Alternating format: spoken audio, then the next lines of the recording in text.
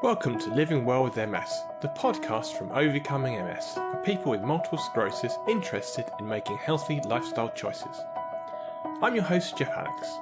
Thank you for joining us for this new episode. I hope it makes you feel more informed and inspired about living a full life with MS.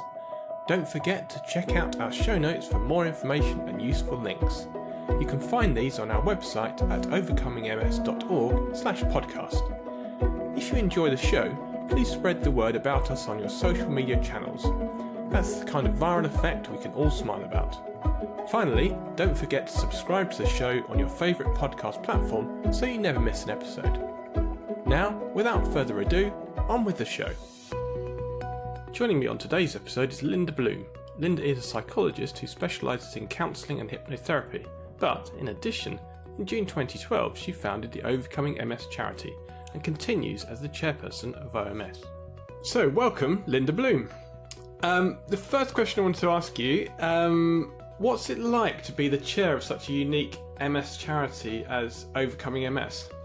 Yeah, I guess when I first had the idea to share the information that, George had put together all those years ago, I had absolutely no idea that 9 years later I'd be chair of a global MS charity that, provides hope and evidence-based information.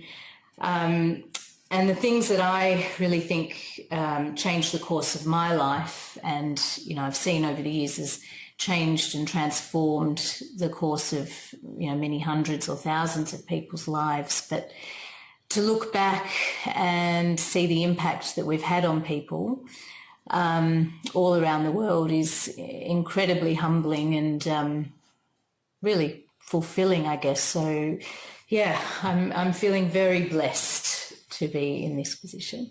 And could you tell us about your personal experience with having MS and how your initial diagnosis went and so on? Sure.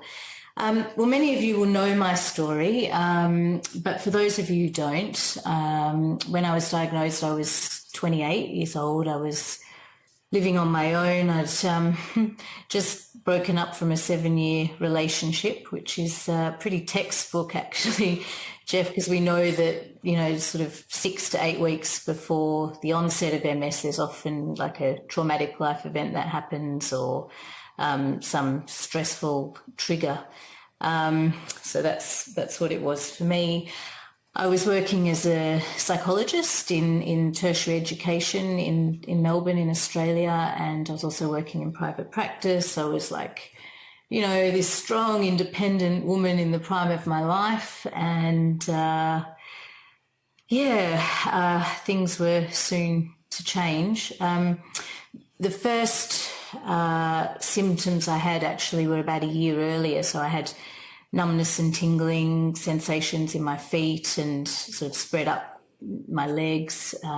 But that sort of came and went over a few days. And the neurologist at that time diagnosed transverse myelitis and said, come back if it happens again. So I was like, okay, all's fine. Didn't really pay much attention to it.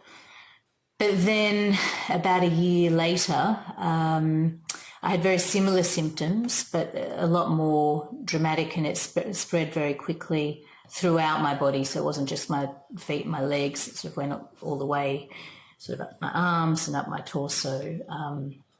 And they put me on IV prednisolone.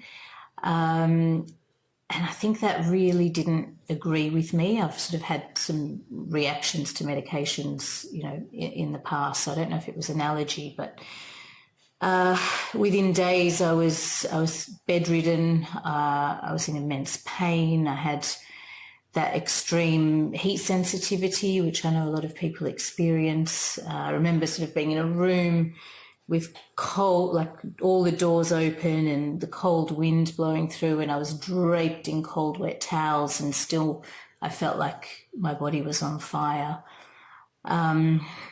That hazy feeling of cog fog that, many people have experienced, of not being able to think clearly, felt really nauseous. I had absolutely no physical, I guess, or mental, strength. And I could barely move, and I needed 24 hours care at that time. So I moved in with my sister, and she looked after me. So it was a pretty scary time. I kind of guess I thought my life was over in a way, like everything that I'd worked so hard for in my career and, my independence and all of that was just gone. That's... And when did you discover overcoming MS? Was it a sort of a Melbourne thing, being in the same city as George Jelinek? Or? Yeah, I think it was a bit of a Melbourne thing, actually, because I was lucky that my sister, who's a doctor, she came across an article that was in the Age newspaper, and it talked about both the book that had just recently been published, the OMS book, and also about the retreat at the Gawler Foundation, which George had just started running. He'd only run one previous to that.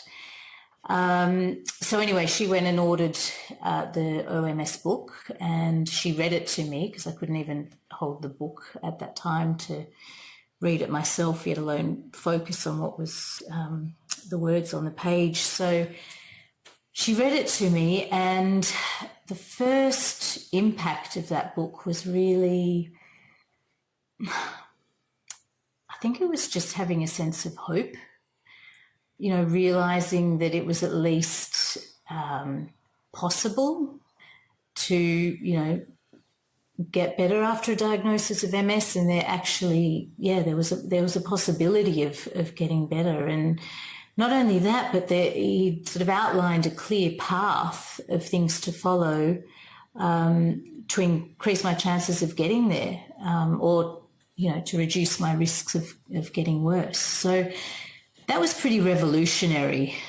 definitely at the time, and certainly for me. Because in perspective, it was, the early days of the program. As I mentioned, not long after George actually done the research himself and started putting it into practice. And did you feel it was important there was something that you could do yourself rather than just 100%. Having everything done to you? 100% I felt that. I'm very much about, what can I do for myself. I don't like relying on other people at the best of times. And discovering OMS really empowered me with that information of what I could do to take control. The book then was called Taking Control of MS, which has since changed. But it really did. And to my thinking, there was no downside, and the potential upside was absolutely massive. So sort of thought, I've got nothing to lose and everything to gain, so let's go for it. And what changes did you experience?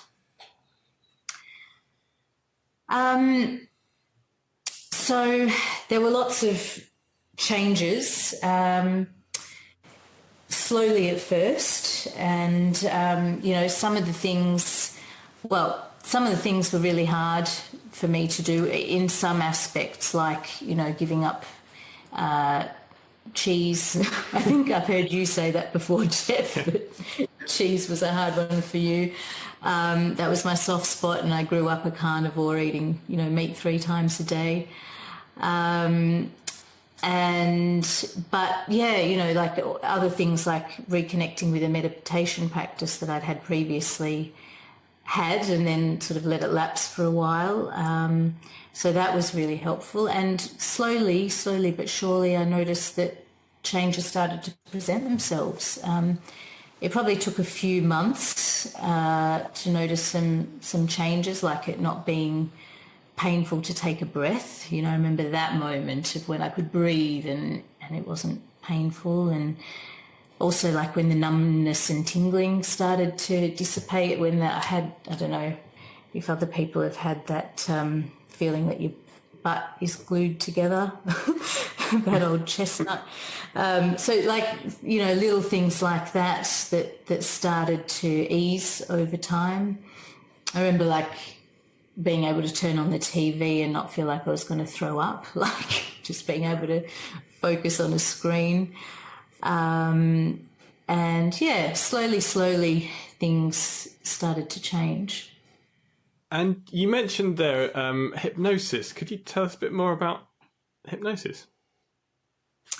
Yeah, so when I was diagnosed, I was enrolled into doing a hypnotherapy course as part of my sort of training as a psychologist. So I didn't think I'd be able to do it because I was so sick. And I remember speaking with Rob McNeely, who was, my teacher, an exceptional guy who's been working in the field for over 40 years. And I said, I'm sorry, but I've just had this diagnosis and I won't be able to do your course. And he said, it's because of your diagnosis and not despite it that I have to do it. And for me, it was really eye-opening and really life-changing, actually, in a way.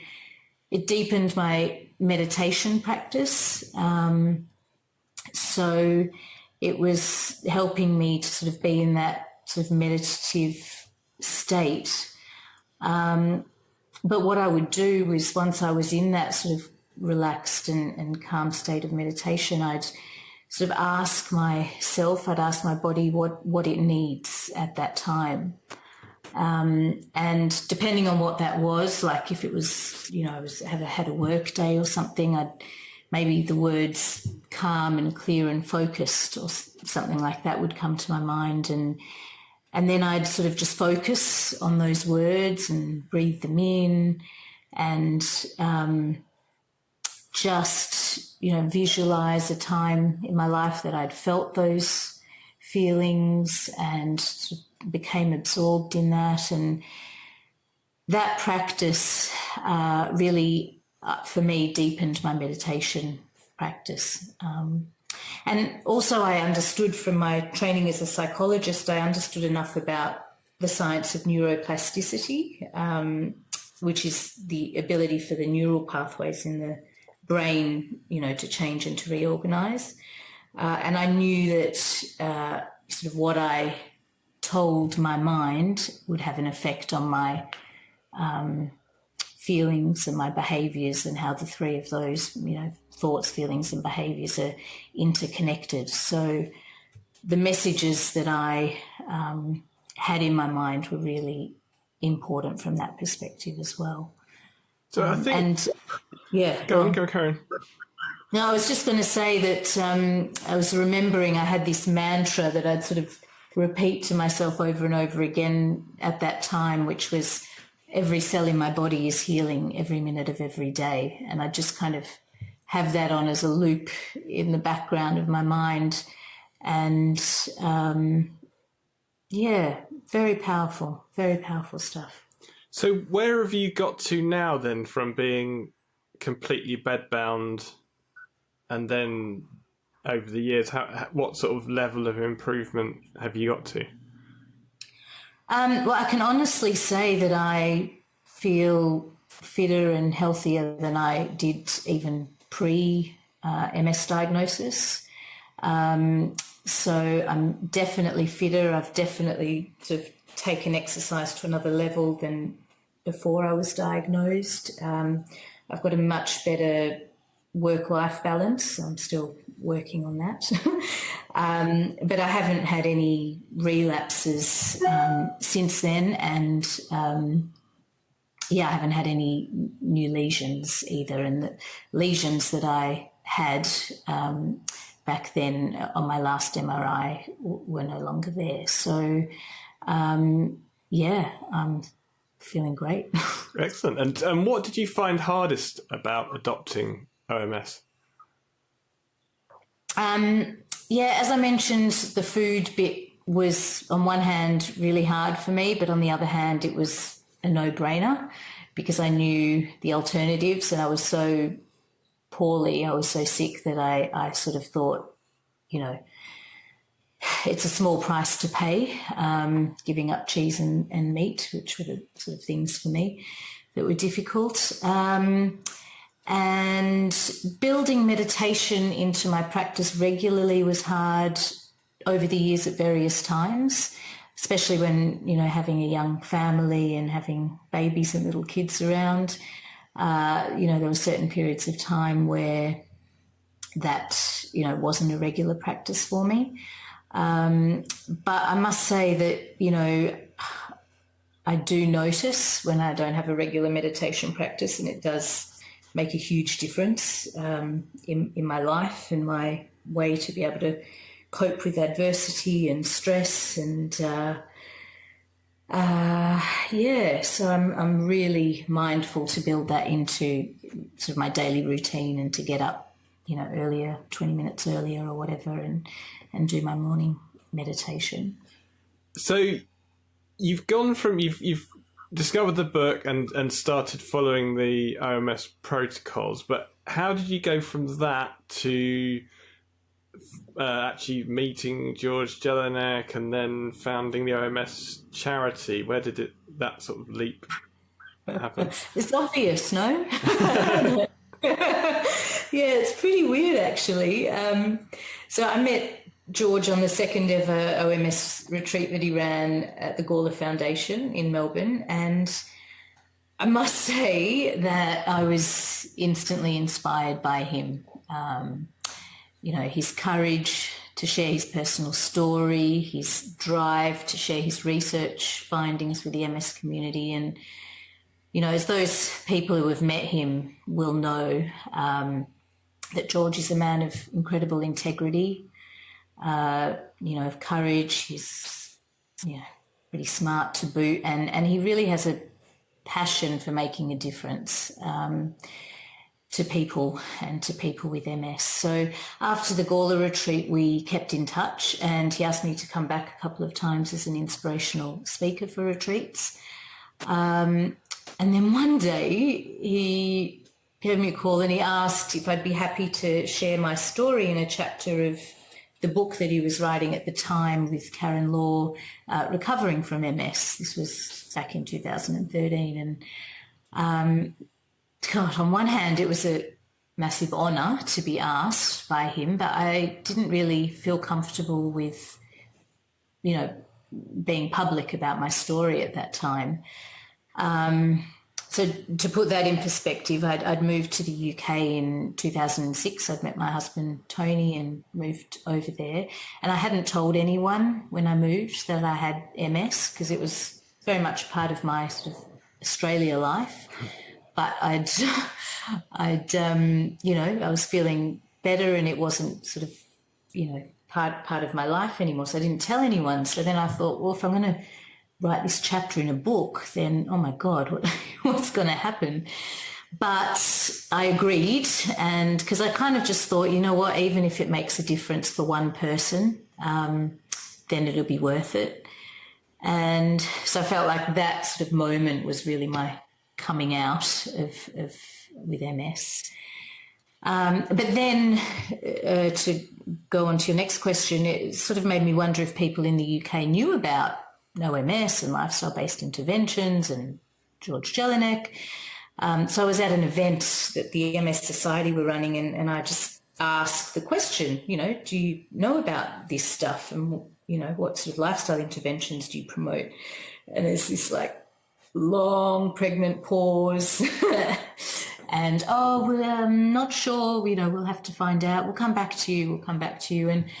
And that was kind of, the epiphany moment for me after that, of realising that, if people in the UK didn't know about OMS, that, I had to share that information with them, and that I couldn't, in all good faith, know all of this stuff which had transformed my life and then not share it with others. It just felt negligent. So that was sort of the beginning of, I guess, what's felt like a bit of a calling to share George's work with as many people as possible.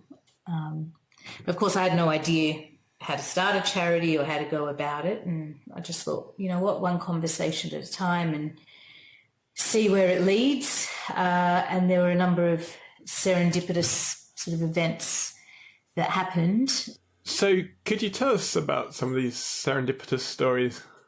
Yeah, well, the first one was a bit weird because when I had this idea, I spoke to George. I sort of gave him a call and said, "Do you think this would be a good idea to, spread your work in the UK?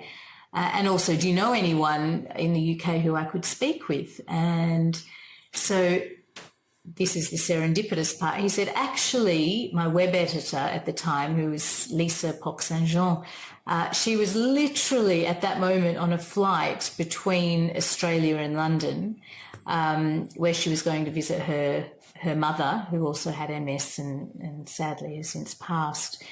But Lisa was his web editor and she was on her way to London. So I connected with her, and then she connected me with another Lisa Chandler, and together we set about, beginning to influence the UK MS community. And we had the idea of planning a first UK retreat and then a one-day event at the Amex Stadium in Brighton. And I think those two events were pretty much the catalysts for OMS in the UK. I know that lots of people in our community first heard about OMS at, one of those two events. So, yeah. And why the UK rather than Australia as to found the charity? It's you and George are both from Melbourne, but you decided to do it in the UK. Yeah, I guess, just because I was living there at that time and, I thought that's where I could have the greatest impact. And also I knew that George had already made headway in Australia, and, it was a known program through the Gawler retreats that he'd been running there, and he'd also run some workshops with the MS Society in Victoria. And also George's research was based in Australia. Now it's with the neuroepidemiology unit at the University of Melbourne, and the team there, who continue to revolutionise and add to the growing research around lifestyle interventions. But I sort of thought that it was time to explore the UK market and see if we could spread our wings a bit, and I was there, so I thought, why not? And you mentioned you were completely new to setting up charities, so what are some of the challenges in setting up? Yeah, well, I guess the other serendipitous sort of thing that happened, just to tie into that question, Jeff, was that when I was planning the first OMS retreat in the UK, I'd met Gary McMahon when I went to New Zealand to learn about how to run retreats. And Gary was at the time working for the MS Society in Auckland, and he was very generous in his offer to help. So when I was back in London, one day I got an email from him saying that he and his wife Karen were moving back to London for family reasons. And at that time I was pregnant with our daughter Ella, and I was also metaphorically trying to give birth to OMS, the charity. So I had a lot on my plate. So I asked Gary if he was going to be looking for work in the UK. And he never lets me live this down, because he always teases me that I asked him if he was planning to retire. But for the record, I don't think I ever said that. But anyway, I asked him if he'd be interested in joining me on a journey to see what we could do and how we could, set up and establish a charity. And that was a start of a very fruitful and close relationship between us, which spanned for about 8 years. So did you get any resistance from the existing MS organisations? Because there are quite a few. Some of them are more traditional than others. And so did you find any negativity or resistance from them? Yeah, there has definitely been quite a bit of resistance. And just to put it in perspective, George has been dealing with that resistance for the last 20 years since he put this together. And back in those days, there was... a lot of resistance, but we know that it takes on average, 17 years from when research is published to when it starts to be taken up by clinicians. And As I said, this is sort of 20 years since George first published his OMS book. So there has been a shift, and an example of that is a really fantastic initiative by the Neurology Academy in the UK called Raising the Bar in MS, Health and Wellbeing. And we're really excited to have a seat at the steering committee on that group, because they're bringing together different players in the MS space, and they're harnessing the growing evidence base around lifestyle factors, and also the importance of risk reduction and the science of hope and positive psychology. And it really shows that the tide is turning, but it reminds me that it's a really far cry from one of the first meetings that Gary and I had with the MS Society. I probably shouldn't say that into names, but where we were introduced to the then head of research. And this was, back in the early days, when we proudly took some of Professor Jelinek's published research articles, to discuss the benefits of lifestyle interventions for people with MS and how we could work together and promote them, and, all of this. And the person sitting on the other side of the table took one look at the papers and he threw them down on the table with a loud thud, and he said, "This is not evidence. Come back when you've got proof," like really full on. And it was really traumatic, actually, and very much a reminder of how far we had to go and the obstacles that, we were going to have to face. So yes, there have been obstacles along the way.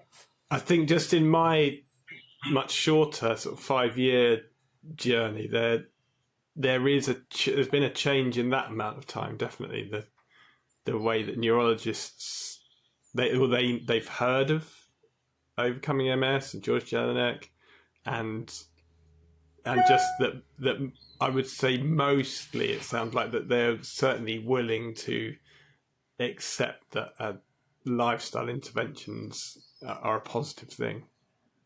Yeah, and there's just much more conversation around lifestyle interventions now, and, like acknowledging the importance of, something like stress reduction or advocating vitamin D, that's pretty mainstream now in MS, even talking about healthy, in inverted comma, diets. So, I do think that the tide is turning. And have you been inspired by people that you've met along the way, along your OMS journey? Oh, wow. What a question.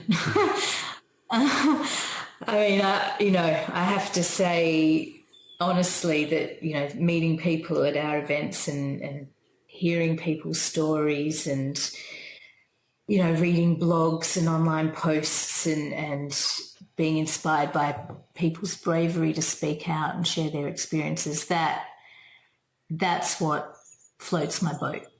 That's the stuff that really moves me, and that's the reason why I've been doing this. And I wouldn't even know where to start, but there's so many people who I just think of with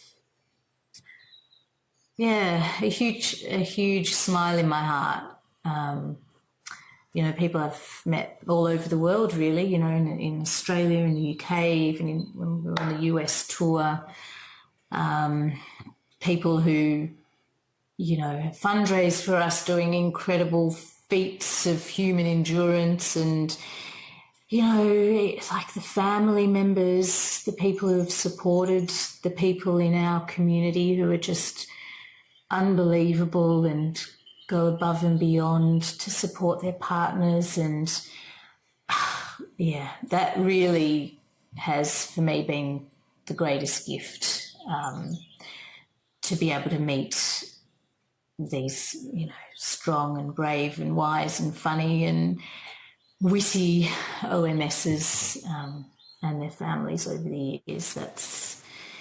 That's really the creme de la creme of what it's all about. And there are so many people that I think of when you ask me that question, and I obviously I don't want to sort of mention any one in particular, but I do have to say that as a group, our facilitator group have been really incredible. Each of them, obviously, OMSs themselves, having, lived and breathed the journey personally, but then they've also have immense experience and knowledge in their fields of expertise. So it's been a real honour and a pleasure to work with them over these years, and I'm very grateful to them and, to all of our community. So you've mentioned Gary McMahon a few times, and he was the CEO of OMS, and eventually, it sounds like many years after you suggested that he was due for retirement, he has actually decided to take on board that advice and retire. So OMS has a new CEO, Grazina Berry, and could you describe how you managed the transition? Because that's quite a major, or the most major role in the organisation. So to move from the founding CEO to a new CEO, how was that transition? Yeah, good question. And you're right. I mean, I think change is always challenging in an organisation, but, put that in the midst of a global pandemic, and it certainly brings about challenges. And as you said, Gary was, he and I built it up from scratch over 8 years. So it was a big step for someone coming in. And on top of sort of all of those challenges, I've been back in Melbourne for the last year, since just before lockdown. So the whole recruitment process for Grazina, and then the transition, and then everything that's happened since has been via Zoom. We haven't actually met face to face yet, which is totally bizarre, but maybe not these days. So, that's obviously not ideal, but I must say that it has gone much smoother than it could have been. And Grazina is a very different character to Gary. She brings different skills and different strengths to the organisation, but she's also someone who I've discovered cares very deeply, and has an immense, I guess it's like an intrinsic desire to do good in the world. And so I think it feels like we're at the stage organisationally where we're growing up a bit from maybe teenagehood into adulthood, maybe. And for all of those who have had interactions with Grazina, you'll know that she brings a wealth of experience and strategic thinking, and she's got a very collaborative mindset, and she's got a real insight, I think, into the potential for OMS.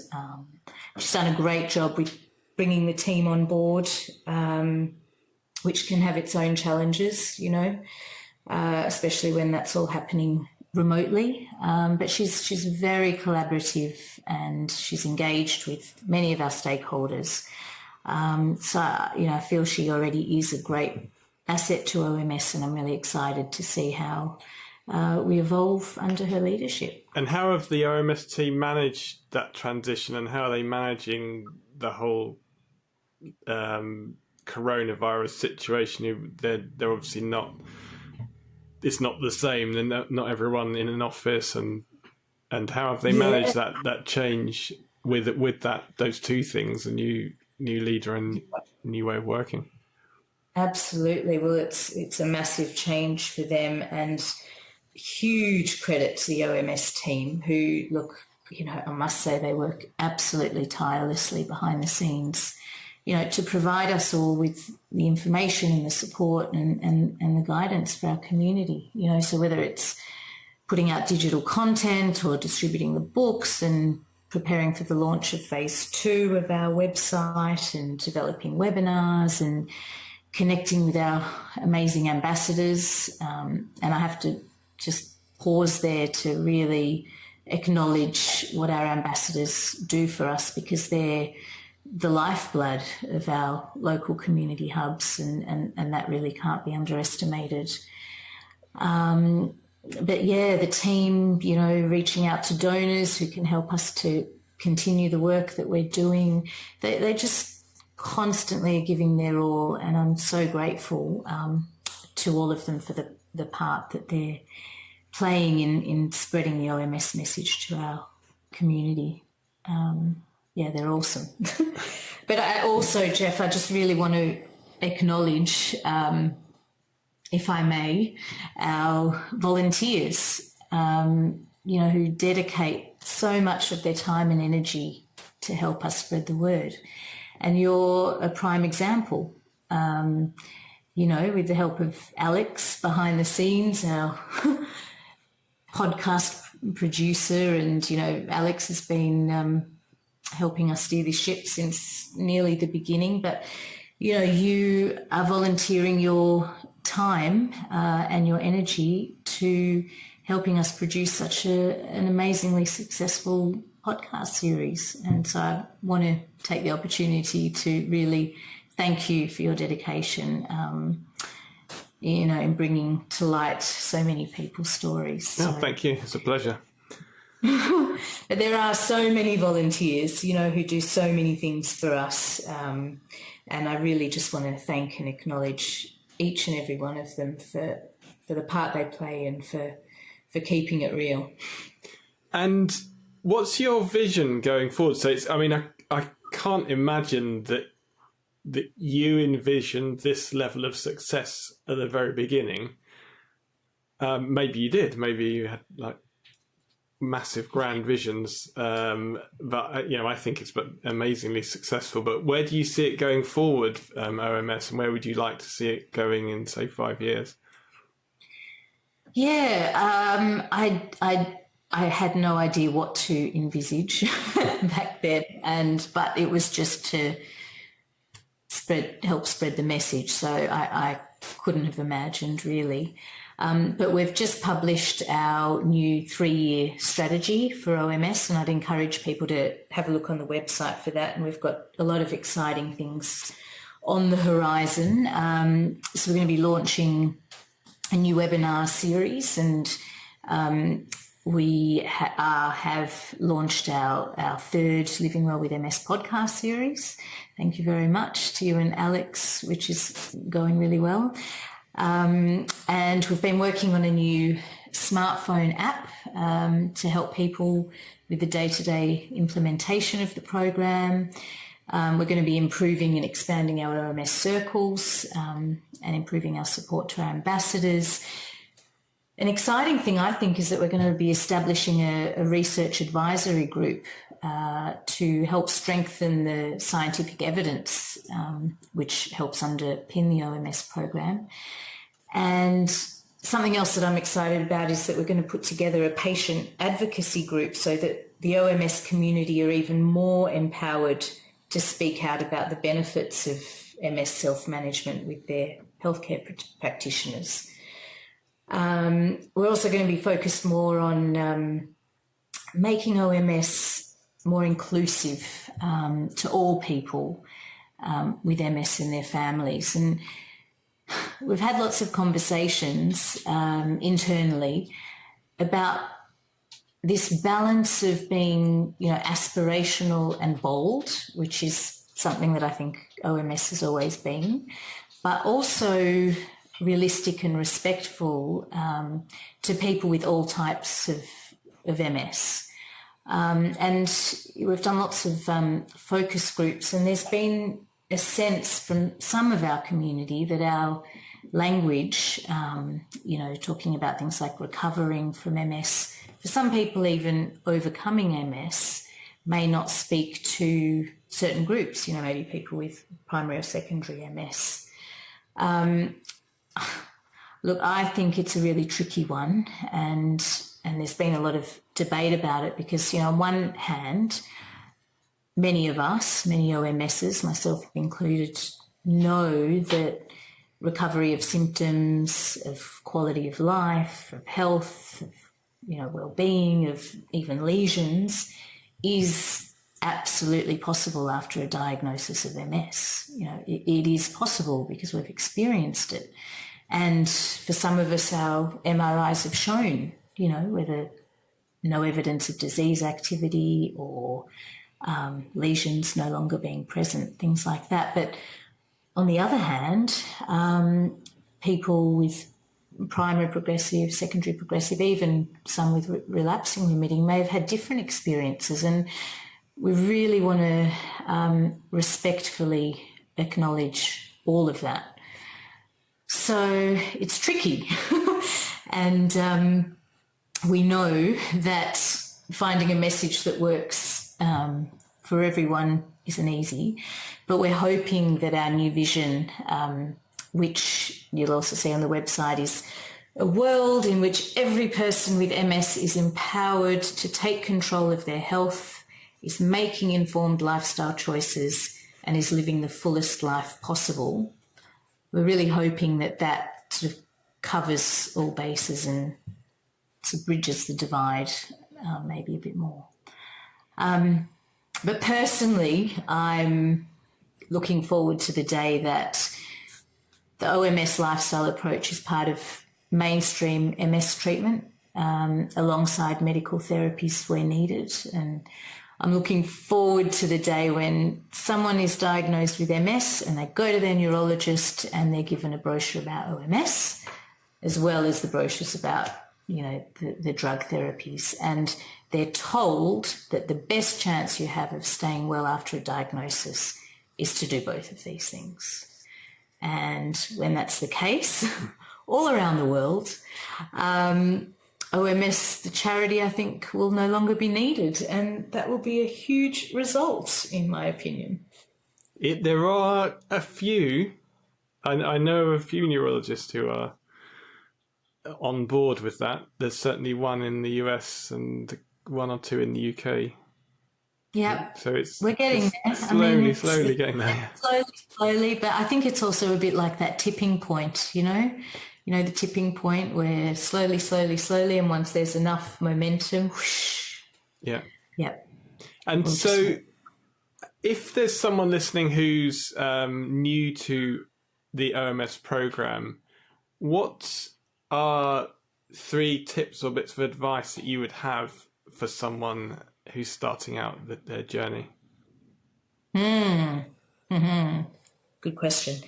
Well, firstly, I'd say that the science is slowly catching up with acknowledging the importance of lifestyle interventions for people with MS, just as it is with heart disease and diabetes and cancer. So don't wait for the double-blinded randomized controlled trials to prove it works when, firstly, it's common sense and it's mainstream in many other health conditions.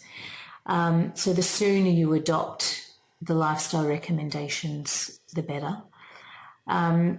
Secondly, I'd say speak to people who have empowered themselves to make positive changes. There's nothing more powerful, I think, than listening to and sharing personal stories.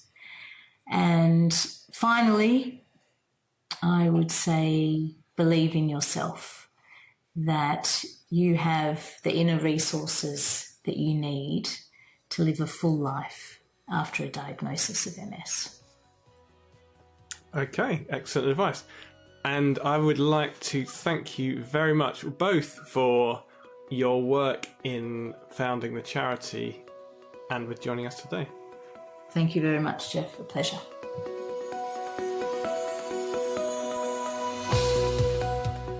Thank you for listening to this episode of Living Well with MS. Please check out this episode's show notes at overcomingms.org/podcast. You'll find all sorts of useful links and bonus information there. Do you have questions about this episode or ideas about future ones? Email us at podcast@overcomingms.org. We'd love to hear from you. You can also subscribe to the show on your favourite podcast platform so you never miss an episode. Living Well with MS is kindly supported by a grant from the Happy Charitable Trust. If you'd like to support the Overcoming MS charity and help keep our podcast advertising free, you can donate online at overcomingms.org/donate. Thank you for your support.